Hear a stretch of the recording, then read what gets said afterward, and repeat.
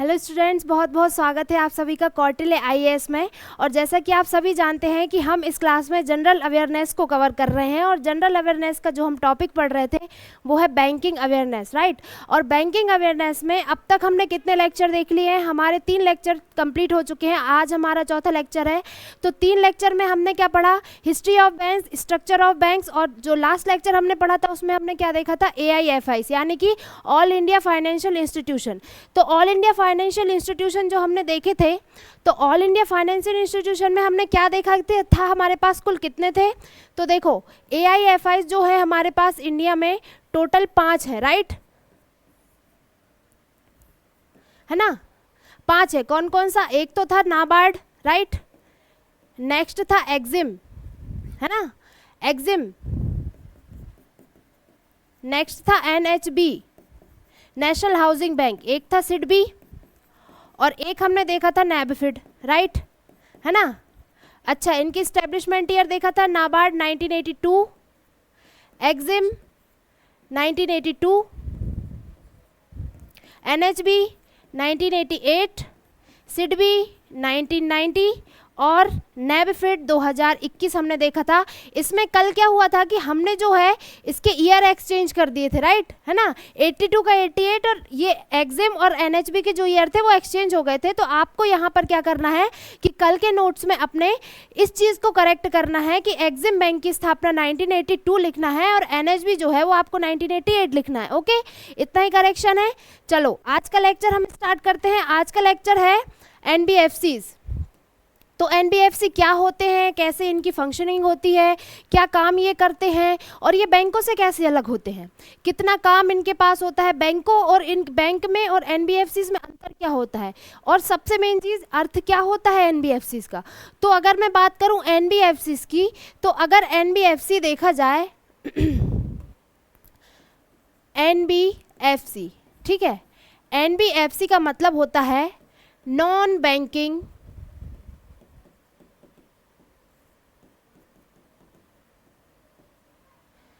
Financial company. Non banking financial companies जो हैं NBFCs कहलाती हैं। मतलब गैर बैंकिंग वित्तीय संस्थाएं हम इन्हें कह सकते हैं। क्या कहेंगे? गैर बैंकिंग वित्तीय संस्थाएं, ठीक है। अच्छा, इनके फीचर्स क्या होते हैं, ये बैंक से कैसे अलग होती हैं, ये सब तो हम इस लेक्चर में देखने वाले हैं। बट पहले मैं आपको एक इंट्रोडक्शन दे देती हूँ कि जो नॉन बैंकिंग फाइनेंस कंपनीज हैं ये बैंक से ऐसे अलग होती हैं कि ये डिमांड डिपॉजिट को एक्सेप्ट नहीं करती हैं। होती ये भी वित्तीय संस्थाएं हैं बैंकों की तरह, बट ये बैंकिंग रेगुलेशन एक्ट जो हमने पढ़ा था जिसके थ्रू कंपनीज जो है वो बैंक कहला रही थी, बैंकिंग रेगुलेशन एक्ट हमने देखा था, है ना। बैंकिंग रेगुलेशन एक्ट कब का देखा था हमने? 1949 का। उसमें ये रजिस्टर्ड नहीं होती हैं, ठीक है। लेकिन अगर हम बात करें RBI रेगुलेशन एक्ट, तो RBI एक्ट 1934 में ये जरूर पंजीकृत होती हैं। इसी के थ्रू RBI जो होता है इनको रेगुलेट करता है। तो इनका रेगुलेशन भी कौन करेगा? RBI ही करता है, ठीक है ना। RBI एक्ट के थ्रू ही ये रेगुलेट होती है। तो अगर ये इस एक्ट में नहीं है तो किस में है? ये है कंपनी अधिनियम 1956 में रजिस्टर्ड। किस में रजिस्टर्ड है ये? कंपनी अधिनियम, यानी कि इंडियन कंपनी एक्ट, जिसको हम बोल सकते हैं इंडियन कंपनी एक्ट 1956। और अभी ये एक्ट क्या हो गया है? 2013 का हो गया है ना, राइट, है ना। इसका वर्तमान में क्या हो गया है? 2013 का एक्ट हो गया है। और इसी एक्ट में इन कंपनी को दर्जा दिया गया है। किस चीज़ का? NBFCs का। तो NBFC का रजिस्ट्रेशन आपको मेन कहाँ देखने को मिलेगा? इस एक्ट में, ठीक है। इस एक्ट में ये रजिस्टर्ड नहीं है क्योंकि ये बैंक नहीं है। दूसरी चीज़ क्या है कि वो संस्था जो अपने नाम के आगे बैंक लगाती है सिर्फ वही बैंक कहलाती है, ठीक है। बाकी NBFCs अपने नाम के आगे बैंक का यूज़ नहीं कर सकती हैं। मतलब जैसे हमने लिखा state bank of India, right, है ना। बट कभी आपने बजाज फाइनेंस, जैसे कि हम बात करें बजाज फाइनेंस की, या हम बात करें मुथूट फाइनेंस की, हाँ, इनमें से किसी भी कंपनी ने अपने नाम के आगे बैंक नहीं लगाया। ये क्या है, एनबीएफसी हैं। क्या है, एनबीएफसी। तो भारत में एनबीएफसी के एग्जाम्पल क्या देखने को मिलेंगे, बजाज फाइनेंस आप देख सकते हैं, क्या बजाज देख सकते हैं, ठीक है, बजाज फाइनेंस कंपनी। इसके अलावा आप क्या देख सकते हैं, टाटा कैपिटल होता है, राइट, है ना, एक होता है मुथूट फाइनेंस होता है कि नहीं, है ना। तो ये सभी क्या है, एनबीएफसी हैं, इनके पास बैंकों जैसी सुविधाएं नहीं होती। अब अगर एक शॉर्ट ब्रीफिंग अगर मैं आपको देती हूँ कि एनबीएफसी बैंक से कैसे अलग होती हैं, तो बेसिकली अगर हम बात करें तो एनबीएफसी और बैंक में एक छोटा सा डिफरेंस होता है, होते काफ़ी सारे डिफरेंस हैं, पर अगर आप समझना चाहें तो एक छोटी सी चीज़ से आप इसको समझ सकते हैं कि डिमांड डिपॉजिट एक्सेप्ट नहीं करती हैं, ठीक है, और बैंक क्या होते हैं, डिमांड डिपॉजिट को एक्सेप्ट करते हैं। अब आप पूछेंगे डिमांड डिपॉजिट होता क्या है, तो डिमांड डिपॉजिट मांग जमा क्या होता है, तो मांग जमा ऐसा डिपॉजिट है जिसे आप जब चाहें प्राप्त कर सकते हैं। देखो, बैंक जो है कई टाइप के अकाउंट खोलता है, जिनमें से 2 अकाउंट जो हैं उनमें हम क्या कर सकते हैं कि जब चाहें तब लोन प्राप्त कर सकते हैं, लोन नहीं, जब चाहे हमारा डिपॉजिट हम निकाल सकते हैं। क्या, एक तो करंट अकाउंट आप कह सकते हो, एक कह सकते हो आप सेविंग्स अकाउंट, ठीक है। ये दोनों ही अकाउंट हम बैंक में खोल सकते हैं, क्यों, क्योंकि इसके थ्रू भाई हम जब चाहते हैं तब अपना पैसा निकाल सकते हैं। बट अगर हम बात करें एनबीएफसी की, तो एनबीएफसी हमें ये सुविधा नहीं देती, ये हमें करंट अकाउंट और सेविंग्स अकाउंट खोलने की सुविधाएं नहीं देती, और इसके अलावा भी अकाउंट खोलने की सुविधाएं नहीं देती। अगर आप बात करेंगे कि हाँ अगर थोड़े बहुत इसमें अकाउंट खुल सकते हैं, तो इसमें खुल सकता है एक फिक्स डिपॉजिट, ठीक है, फिक्स डिपॉजिट एफडी, ठीक है, फिक्स डिपॉजिट, है ना, इस टाइप के अकाउंट ये खोल सकती है, जिसे हम बोलते हैं सावधि जमा खाता, है ना। मतलब एक टाइम पे आपने दिया और भाई एक टाइम पे आपकी मनी मैच्योर हो जाएगी, आप उसको निकाल सकते हैं, बस ये होता है। तो ये जो है वो मेन डिफरेंस है, डिमांड डिपॉजिट का मेन डिफरेंस होता है बैंक और एनबीएफसी के बीच में। अब एनबीएफसी, अगर कोई कंपनी एनबीएफसी बनना चाहती है, राइट, अगर कोई कंपनी एनबीएफसी बनना चाहती है तो उसके लिए ज़रूरी क्या है, क्या होना चाहिए, एक कंपनी का एक क्राइटेरिया कह सकते हैं आप, जो कि आरबीआई ने निर्धारित किया है एनबीएफसीज बनाने के लिए। आरबीआई ने एक क्राइटेरिया निर्धारित किया है, तो क्या वो क्राइटेरिया है जिसके थ्रू हम कह सकते हैं कि भाई ये एनबीएफसी है। तो देखो, क्राइटेरिया फॉर एनबीएफसी लाइसेंस, अगर आपको एनबीएफसी लाइसेंस प्राप्त करना है तो आपके पास क्या क्राइटेरिया होना चाहिए, the company must be registered in accordance with the companies act 1956, ठीक है। क्या, जैसा कि मैंने अभी बताया कंपनीज एक्ट 1956, जो कि अब क्या हो गया है, नाउ इट्स 2013 का अभी अधिनियम, नया अधिनियम जो है 2013 का आया है, इसमें कंपनी का रजिस्टर्ड होना ज़रूरी है, ठीक है। एक तो ये हो गया। Next, the corporation should be either a limited company और अ प्राइवेट लिमिटेड कंपनी, मतलब जो भी कंपनी इसमें रजिस्टर्ड हो रही है या तो वो एक लिमिटेड कंपनी या फिर एक प्राइवेट लिमिटेड कंपनी का दर्जा उसके पास होना चाहिए, ठीक है। नेक्स्ट क्या है कि companies net owned fund must be at least 10 crore rupees, मतलब जो शुद्ध कह सकते हैं आप शुद्ध उत्पाद है, उसके पास शुद्ध जो फंड है अपना, ठीक है। नेट का मतलब होता है कि टोटल जो घाटा काट के और जो लाभ काट के जो फंड निकाला जाता है, मतलब जो भी आपने खर्च किया है उसको हटा के जो निकालेंगे उसको बोलेंगे नेट, है ना, ठीक है। तो नेट वैल्यू जो होनी चाहिए कंपनी की कम से कम 10 करोड़ रुपए, जो कि उस टाइम पर क्राइटेरिया था जब इनको इस्टेब्लिश किया गया था, जब इनको बनाने की बात की गई थी। अब हो सकता है कि इस फंड में कोई इंक्रीज हुआ हो, ठीक है। सेकेंड है एनबीएफसी कामकाज और संचालन को आरबीआई अधिनियम 1934 के ढांचे के भीतर आरबीआई द्वारा विनियमित किया जाता है। तो देखो मैंने बताया रेगुलेशन कौन करेगा, आरबीआई करेगा। इस अधिनियम के तहत किसी एनबीएफसी के लिए आरबीआई के साथ खुद को पंजीकृत करवाना जरूरी है। देखो नॉर्मल सी चीज़ है, अगर कोई कंपनी एनबीएफसी बनना चाह रही है तो उसका जो रजिस्ट्रेशन है वो आरबीआई में होना ज़रूरी है ना। तो आरबीआई के साथ अपना रजिस्ट्रेशन होना ज़रूरी है। ये कुछ 3-4 क्राइटेरिया क्राइटेरिया हैं जिस पर हम बात कर सकते हैं। तो अगर हम बात करते हैं एनबीएफसीज की, तो एनबीएफसी जो है इसको डिवाइड हम कर सकते हैं 3 टाइप से। बेस्ड ऑन एक्टिविटीज़, मतलब ये किस तरीके से वर्क करती हैं, कौन सी कंपनी, कौन सी एनबीएफसी किस फील्ड में वर्क करती है, ठीक है, कौन सी, जैसे अगर कोई लोन कंपनी है, मान के चलो कि कोई फाइनेंस कंपनी है जो सिर्फ लोन प्रोवाइड करती है, तो उसको हम बोलेंगे एनबीएफसी लोन कंपनी। क्या बोलेंगे? एनबीएफसी लोन कंपनी, ठीक है। इस तरीके से हर फील्ड में एक कंपनी, हर फील्ड में जो होती है एनबीएफसी होती हैं जो डिवाइड होती हैं अपने अपने काम के अकॉर्डिंग। इनको हम डिवाइड कर सकते हैं, कैटेगराइज कर सकते हैं। नेक्स्ट है बेसिस ऑफ द डिपॉजिट। देखो डिपॉजिट्स एक्सेप्टेड सी होती है, एक एनबीएफसी जो होती हैं 2 टाइप से होती हैं, एक नॉन डिपॉजिट टेकिंग होती हैं और एक डिपॉजिट टेकिंग होती है, ठीक है।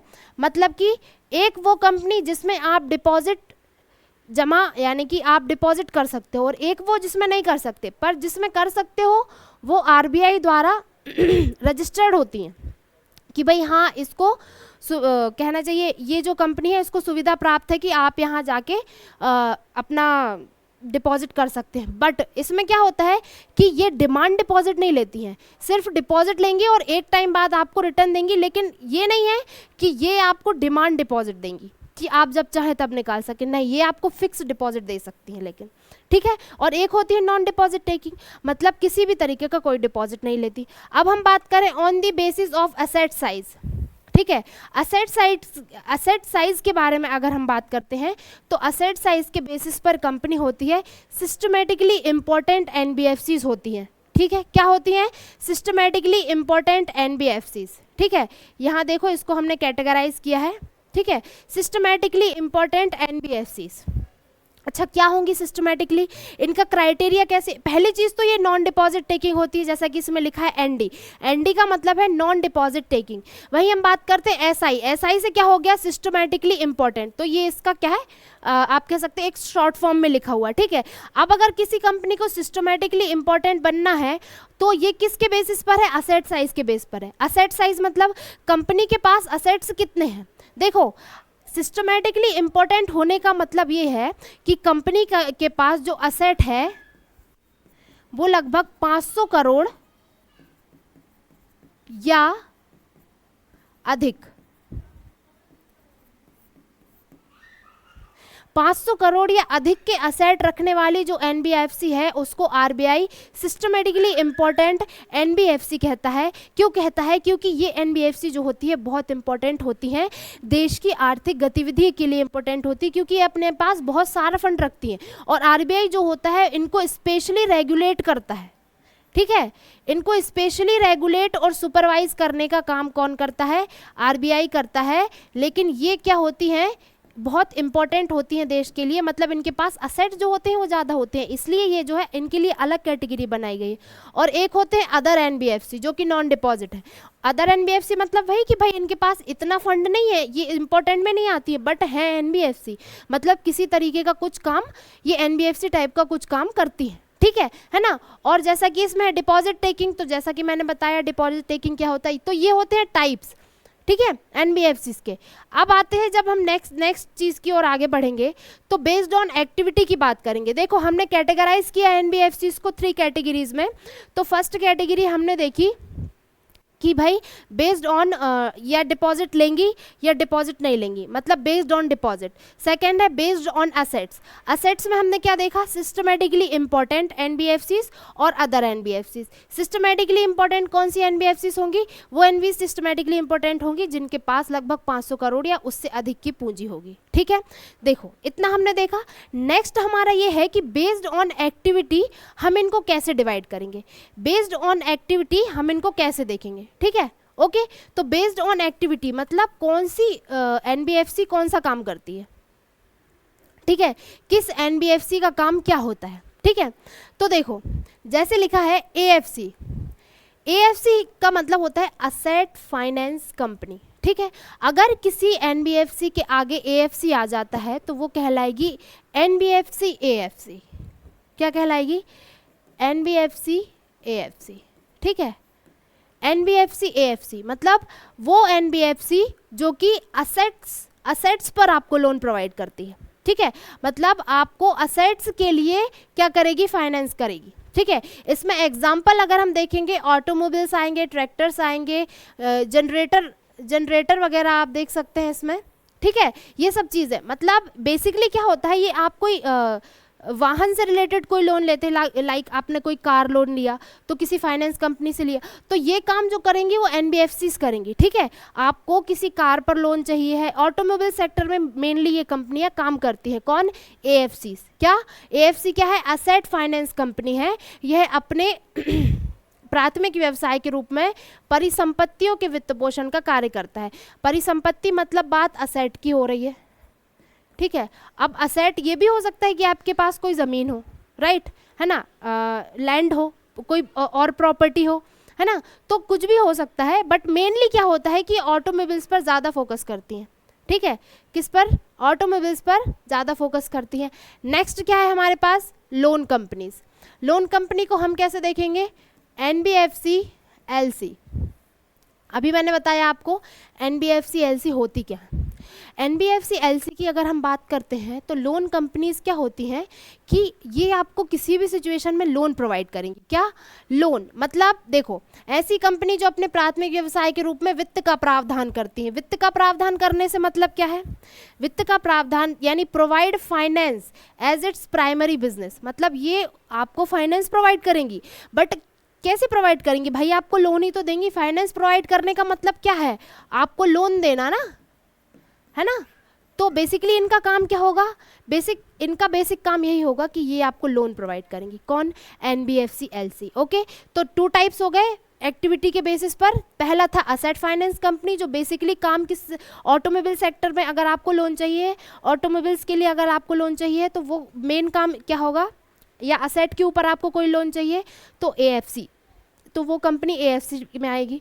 और अगर आपको नॉर्मल लोन चाहिए, मतलब आपको लोन ही चाहिए, तो वो काम कौन करेगी, लोन कंपनी करेगी। नेक्स्ट हम बढ़ते हैं, नेक्स्ट है मोर्टेज गारंटी कंपनी। मोर्टेज का मतलब क्या होता है, मोर्टेज का बेसिकली मीनिंग ये होता है कि आप भाई गिरवी रखना, मतलब किसी चीज़ को आप बंधक कह सकते हैं इसको, क्या, बंधक गारंटी कंपनी, इसको हम हिंदी में क्या कहते हैं, क्या कहते हैं, बंधक गारंटी कंपनी, ठीक है। ये कंपनियां क्या करती हैं, ये कंपनी क्या करती हैं कि आपने कोई चीज़ गिरवी रखी है, ठीक है, इसका बेसिक काम होता है कि कोई भी चीज़ अगर आप गिरवी रखते हैं, है ना, तो उस पर ये आपको लोन प्रोवाइड करती हैं। लेकिन इस कंपनी का एक क्राइटेरिया होता है, किस बेसिस पर ये कंपनी बन सकती है, कैसे ये काम कर सकती है, वो सभी चीज़ें इसमें होती हैं। तो देखो, एक मोर्टेज गारंटी कंपनी तभी एक मोर्टेज गारंटी कंपनी कहलाएगी जब उसके पास 100 करोड़ रुपए का शुद्ध स्वामित्व वाला फंड हो, ठीक है। क्या, नेट ओन फंड कितना होना चाहिए उसके पास, लगभग 100 करोड़ रुपीस। ओके, अगर 100 करोड़ रुपीस का उसके पास शुद्ध स्वामित्व वाला फंड है तो, और मोर्टेज गारंटी बिजनेस भी है। मोर्टेज गारंटी मतलब वही कि अगर आप किसी, मतलब गिरवी रखने वाला जो बिजनेस होता है ना, उसी बिजनेस की बात हो रही है, मोर्टेज गारंटी बिजनेस, है ना, तो वो कंपनी क्या कहलाएगी, मोर्टेज गारंटी कंपनी कहलाएगी। नेक्स्ट है, उनके व्यवसायिक कारोबार का कम से कम 90% या उनकी जो टोटल आय है उसका कम से कम स्थिरता बनाए रखने के लिए सीआरआर और एसएलआर को बनाए रखना होगा। अच्छा, ये इनका क्या है, एक काम होता है कि भाई इनको सीआरआर और एसएलआर को बनाए रखना होता है। बेसिकली एक क्राइटेरिया है कि भाई इनके पास लगभग 100 करोड़ रुपीस का नेट ओन्ड फंड होना चाहिए, तभी ये, और जो बिजनेस होना चाहिए उसमें लगभग 90% तक का आप कह सकते हैं गारंटी बिजनेस होना चाहिए, ठीक है, मोर्टेज गारंटी बिजनेस होना चाहिए, तभी ये कंपनी क्या कहलाएंगी, आपकी मोर्टेज गारंटी कंपनी। इनको आप बोल सकते हैं एनबीएफसीज। आप नॉर्मल चीज़ याद रखो कि भाई गिरवी रखते हो कोई चीज़ तो उस पर जो लोन, उस पर जो फाइनेंसिंग करती हैं वो कौन करती हैं, एनबीएफसी एमजीसी, ठीक है, नॉर्मल सी एक चीज़ है। ओके, है ना। नेक्स्ट है एनबीएफसी माइक्रो फाइनेंस इंस्टीट्यूशन। देखो NBFC micro finance institution, micro finance से समझ में आ रहा है, माइक्रो फाइनेंस मतलब आपको छोटा लोन चाहिए, है ना, मतलब आपको बहुत बड़ा लोन नहीं चाहिए, छोटा लोन चाहिए। छोटा लोन से मतलब क्या है, छोटा लोन मतलब कम पैसे का लोन चाहिए आपको, लाइक मुद्रा, है ना, मुद्रा जो है वो छोटे से लेके बड़े तक का लोन आपको प्रोवाइड करती है, राइट, है ना है ना। तो एमएसएमई के लिए अगर आपको लोन चाहिए, बेसिकली बात यही होगी, पहली चीज़ तो ये क्या है, एक नॉन डिपॉजिट टेकिंग एनबीएफसी है। मतलब कि अगर हम बात करते हैं एमएफआई की, एमएफआई मतलब माइक्रो फाइनेंस इंस्टीट्यूशन, मतलब कि जो लघु वित्त प्रदान करने वाले संस्थान हैं उनकी बात हो रही है।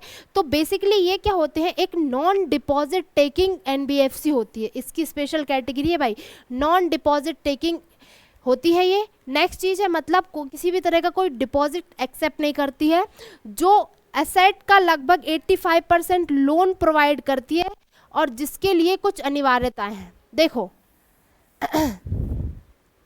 माइक्रो फाइनेंस इंस्टीट्यूशंस क्या होंगे, आप एक तो पहली चीज़ ये होंगे कि नॉन डिपॉजिट टेकिंग होंगे, सेकंड इनके पास जो असेट होगा उसका लगभग 85% तक ये लोन प्रोवाइड कर सकते हैं, ठीक है, क्या असेट का लगभग 85% तक लोन प्रोवाइड करते हैं, ये इनका काम है। लेकिन सिर्फ कुछ शर्तों के चलते ये ऐसा काम करते हैं। तो वो शर्तें कौन सी होंगी, तो देखो पहली चीज़ कि ग्रामीण क्षेत्र के जो भी डिपॉजिट करने वाले व्यक्ति बोरोअर्स होते हैं, जो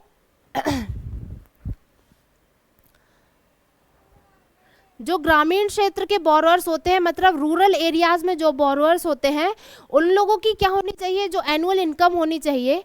अगर हम रूरल एरिया में बोरोअर्स की बात करते हैं, रूरल एरियाज़ के लिए, तो रूरल एरियाज़ को अगर ये लोन देती हैं तो वो ये देखती हैं कि उनकी जो एनुअल इनकम है वो कितनी है। तो एनुअल इनकम कितनी होनी चाहिए, लगभग 1 लाख प्लस, ठीक है, 1 लाख से प्लस नहीं होना चाहिए, मतलब कि 1 लाख या 1 लाख से कम होना चाहिए, 1 लाख या कम होना चाहिए, ठीक है, दो चीज़ें इसमें, है ना, 1 लाख या 1 लाख से कम होनी चाहिए। एक चीज़ तो ये हो गई भाई, एक इनका अर्थ ये हो गई कि भाई एक तो कारण ये होगा तब ये लोन प्रोवाइड करेंगी। सेकंड क्या है कि अगर शहरी क्षेत्र यानी कि अर्बन एरियाज़ में कोई बोरोवर जा रहा है और अर्बन एरियाज़ में अगर ये लोन प्रोवाइड कर रही हैं, तो जो एनुअल इनकम होनी चाहिए वो कितनी होनी चाहिए। अर्बन एरियाज़ के लिए क्या रखा है इन्होंने क्राइटेरिया, अर्बन एरियाज़ की हम बात करें तो अर्बन एरिया में इन्होंने क्राइटेरिया रखा है 1,60,000 तक का, कितने तक का, 1,60,000 तक होना चाहिए, इससे ज़्यादा नहीं होना चाहिए, इससे कम चलेगा, तभी आपको लोन मिलेगा। सेकंड, ऋण राशि प्रथम चक्र में 50,000 रुपये तथा बाद की चक्रों में 1 लाख रुपए तक से अधिक नहीं होनी चाहिए। देखो एनबीएफसी, माइक्रो फाइनेंस एनबीएफसी जब आपको लोन प्रोवाइड करेंगी ना, तो ये आपको साइकिल में लोन प्रोवाइड, एक साथ इकट्ठा बहुत सारा लोन प्रोवाइड नहीं करती है। फर्स्ट जब ये साइकिल में आपको लोन प्रोवाइड करेंगी तो ये आपको 50,000 तक का ही लोन दे सकती हैं, ठीक है, 50,000 तक का ही लोन देंगी, और जब ये 50,000 आप कंप्लीट कर देंगे तब आपको 1 लाख तक का लोन मिलेगा, बट 1 लाख से ज़्यादा का लोन ये आपको नहीं दे सकती। तो एमएफआई में कुछ नियम है, एमएफआई बेसिकली अपने असेट का 85% तक लोन दे सकती है, लेकिन लोन ये कब देंगी, जब हम बात करेंगे रूरल एरियाज़ में तो 1 लाख से कम इनकम होनी चाहिए, बात करेंगे अर्बन एरियाज़ में तो 1,60,000 या फिर उससे कम होना चाहिए। बात करेंगे कि भाई कितना दे सकती हैं, तो 50,000 पहले चक्र में और दूसरे साइकिल में आपको 1 लाख से 1 लाख तक का दे सकती है, बस इससे ज़्यादा लोन ये आपको प्रोवाइड नहीं कर सकती है। ये इनकी कुछ आप कह सकते हैं इनका कुछ क्राइटेरिया है लोन प्रोवाइड करने का, किसका, NBFC MFI, okay, micro finance institution. Next क्या है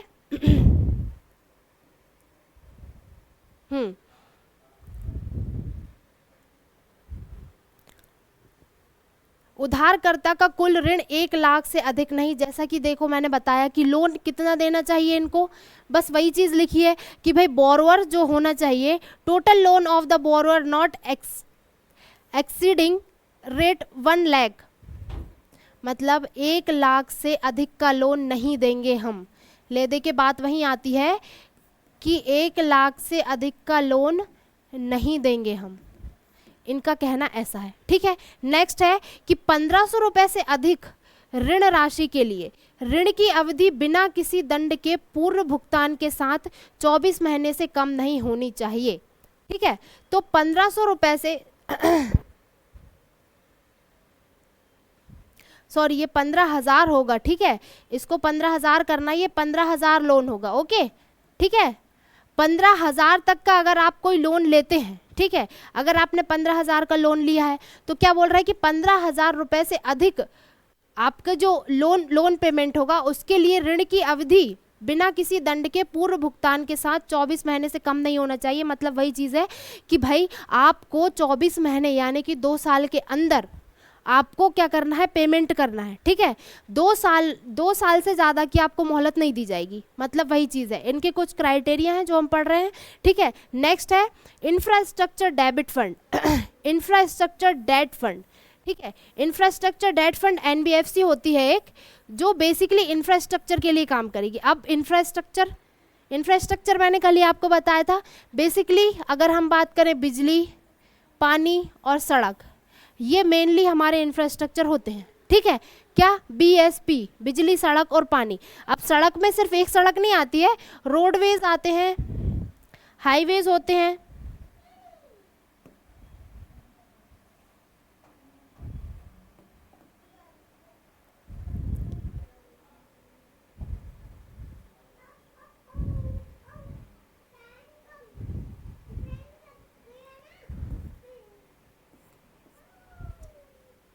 यार इसको क्या हो गया यार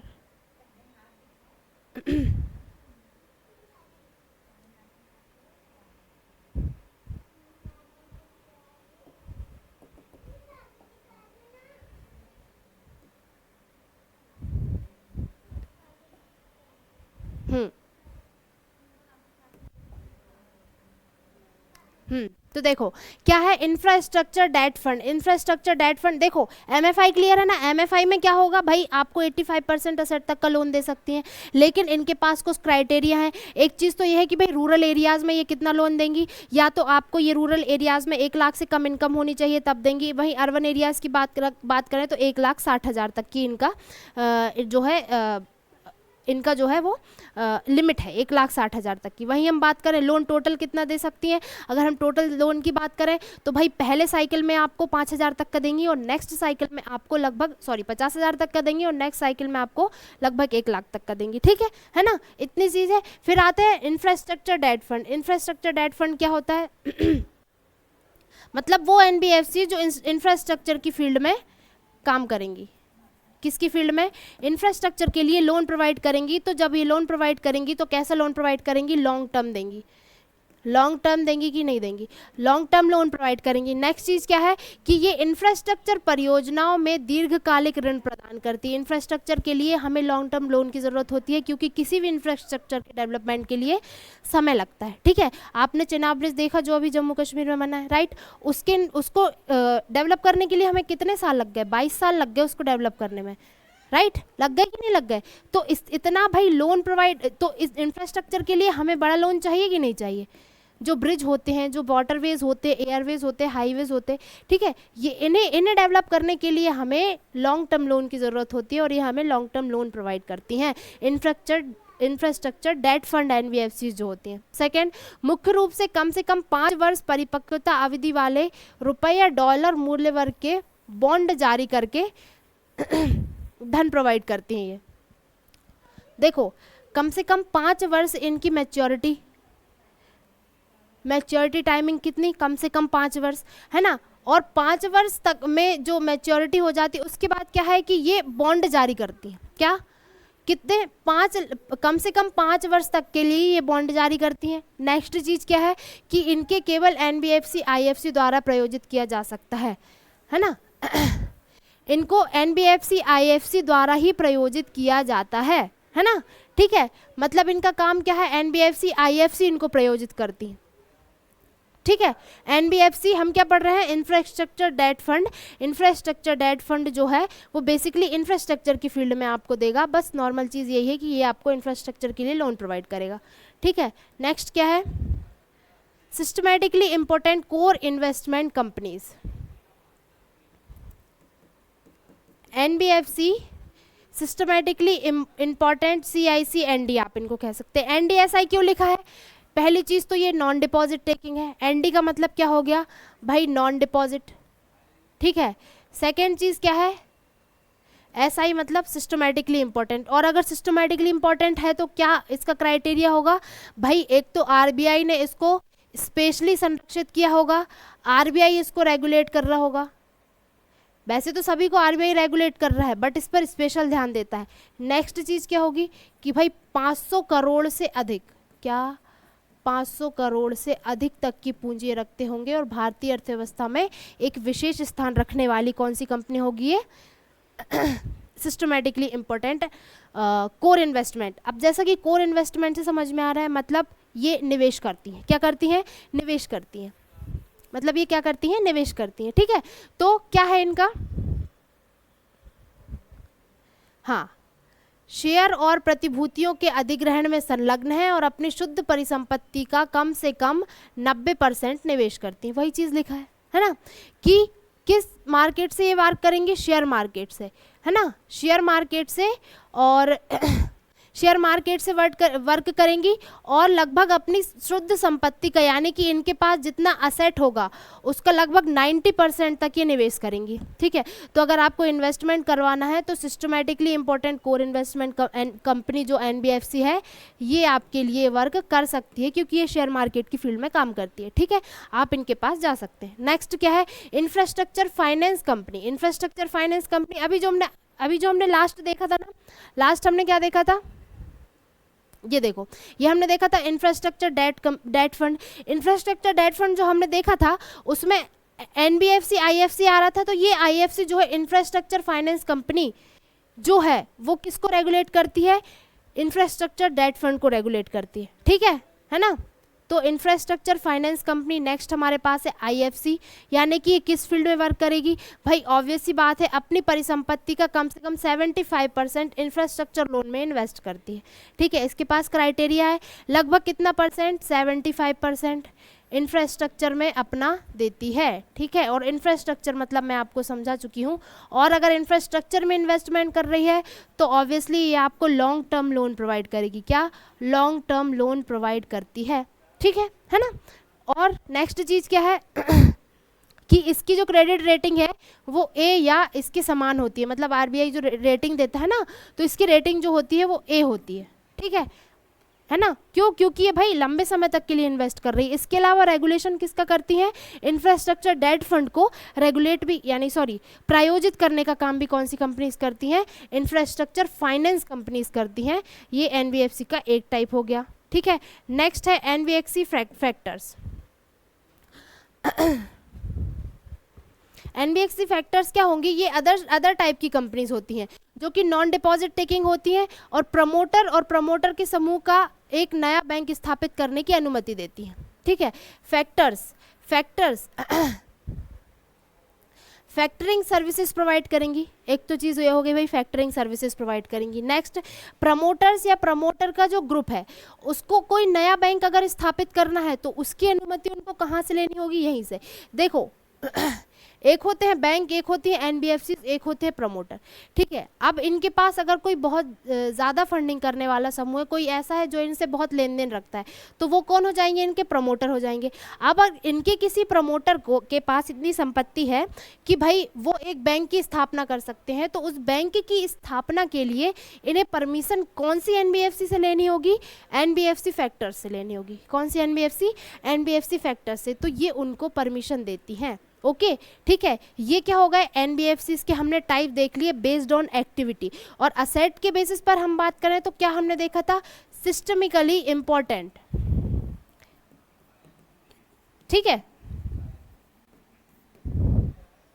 क्या था इसका क्राइटेरिया भाई, 500 करोड़ या उससे अधिक, है ना, 500 करोड़ या उससे अधिक तक की जो कैपिटल रखती है अपने पास, और बेसिक ये RBI के लिए बहुत इंपॉर्टेंट होती है क्योंकि ये देश की आर्थिक गतिविधि में विशेष योगदान देती है, ठीक है। नेक्स्ट है हमारे पास कि एनबीएफसीज और बैंक में डिफरेंस क्या होता है। देखो ये तो हमने देख लिया कि एनबीएफसीज क्या होती हैं, ये भी हमने देखा कि एनबीएफसीज काम कैसे करती हैं, इनको हम कैसे कैटेगराइज कर सकते हैं, किस किस टाइप से हम इन्हें कह सकते हैं, deposit taking, non deposit taking, ये भी हमने देख लिया। ये भी हमने देख लिया कि भाई असेट के साइज के बेसिस पर इसके कितने टाइप होते हैं। अब नेक्स्ट हमें ये देखना है कि भाई ये बैंक से कैसे अलग होती है। नॉर्मली ये डिपॉजिट, डिमांड डिपॉजिट एक्सेप्टेंसी के बेसिस पर बैंक से अलग होती हैं। तो अगर हम बात करते हैं डिफरेंस की, तो बैंक जो होती है उसका प्राइमरी फंक्शन क्या होता है, टू प्रोवाइड बैंकिंग फैसिलिटीज, है ना। क्या, बैंकिंग फैसिलिटीज प्रोवाइड करना बैंक का काम होता है, जो कि आपको पता है भाई, जमा स्वीकार करना और पैसे देना, ठीक है। लोन देना भी बैंक का काम होता है। वही हम बात कर रहे हैं एनबीएफसी का, तो एनबीएफसी बैंक्स, ये बैंक नहीं है बेटा, है ना, ये एनबीएफसी से। NBFC provides financial services to people without authorisation, मतलब कि बिना किसी ऑथराइजेशन के ये लोगों के तक फाइनेंशियल सर्विसेज को पहुंचाती है, मतलब इनके पास कोई बैंकिंग ऑथराइजेशन नहीं होता है। नेक्स्ट है, it is a company providing banking facilities without have any banking licence, मतलब इनके पास कोई बैंकिंग लाइसेंस नहीं होता है, लेकिन ये आपको बैंकिंग फैसिलिटीज़ भी प्रोवाइड नहीं, ये आपको सुविधाएं प्रदान करेगी, लेकिन बैंकिंग सुविधाएं सिर्फ बैंक प्रोवाइड करेगा, और लेकिन फाइनेंशियल सर्विसेज एनबीएफसी आपको दे सकती है, ठीक है, और बिना बैंकिंग लाइसेंस के ये काम करती है, ठीक है। नेक्स्ट हम बात करें, एनबीएफसी जो होती है कंपनी अधिनियम 1956 में पंजीकृत है, ये हम पढ़ चुके हैं कि भाई 1956 में पंजीकृत है, जो कि अब क्या हो गया है, कंपनी अधिनियम 2013। और किस में ये रजिस्टर्ड नहीं है, तो बैंकिंग सिस्टम एक्ट 1949 में ये रजिस्टर्ड नहीं है, ठीक है ना। नेक्स्ट है, बैंक एक वित्तीय संस्था है जो जनता से जमा स्वीकार करती है, ऋण, क्रेडिट और अन्य वित्तीय सेवाएं प्रदान करती है। Bank is a financial institution जो क्या, लोन, क्रेडिट और अदर जो फाइनेंशियल सर्विसेज है वो प्रोवाइड करता है, बट एनबीएफसी जो है वो डिपॉजिट नहीं लेती है, ठीक है। बैंकों को बैंकिंग विनिमय एक्ट 1949 के तहत आरबीआई द्वारा विनियमित किया जाता है, ठीक है। ये तो हो गए बैंक, ये तो हम जानते हैं भाई बैंक कैसे होते हैं। But non banking financial companies जो होती हैं, होती ये भी फाइनेंशियल इंस्टीट्यूशन है जो कि ऋण, परिसंपत्ति, वित्त पोषण, मतलब लोन, असेट फाइनेंसिंग, इन्वेस्टमेंट, अगर हम बात करें, ऐसे समान ये सारी सेवाएं आपको प्रदान करेंगी, लेकिन इनके पास कोई बैंकिंग लाइसेंस नहीं होता और ये डिपॉजिट एक्सेप्ट नहीं करती, ठीक है। एनबीएफसी इसको आरबीआई ही रेगुलेट करता है, लेकिन कंपनी अधिनियम 2013 और आरबीआई एक्ट 1934 के चैप्टर 3B, क्या, चैप्टर 3B आएगा, है ना। तो ये याद रखना कि आरबीआई किसके जरिए, मतलब अपने अधिनियम, आरबीआई अधिनियम 1934 की किस धारा के किस अध्याय में भाई इसका वर्णन है, तो चैप्टर 3B आप कह सकते हैं। आरबीआई एक्ट 1934 के चैप्टर 3B में एनबीएफसी का वर्णन हमें देखने को मिलता है। कुछ एग्जाम्पल हैं, देखो बैंक्स तो सभी जानते हैं, एसबीआई हो गया, सेंट्रल बैंक ऑफ इंडिया हो गया, United commercial, Punjab national bank, बहुत सारे बैंक हैं। वही हम बात करें एनबीएफसी की, तो देखो फाइनेंस, बजाज फाइनेंस आप कह सकते हो, मुथूट फाइनेंस कह सकते हो, इसके अलावा टाटा कैपिटल, श्रीराम फाइनेंस, और इसके अलावा भी बहुत सारी बड़ी बड़ी कंपनीज हैं जो एनबीएफसी कहलाती है ना। ये तो हो गया एनबीएफसी। अब आते हैं डिफरेंस, मेन चीज़ होती है डिफरेंस, है ना।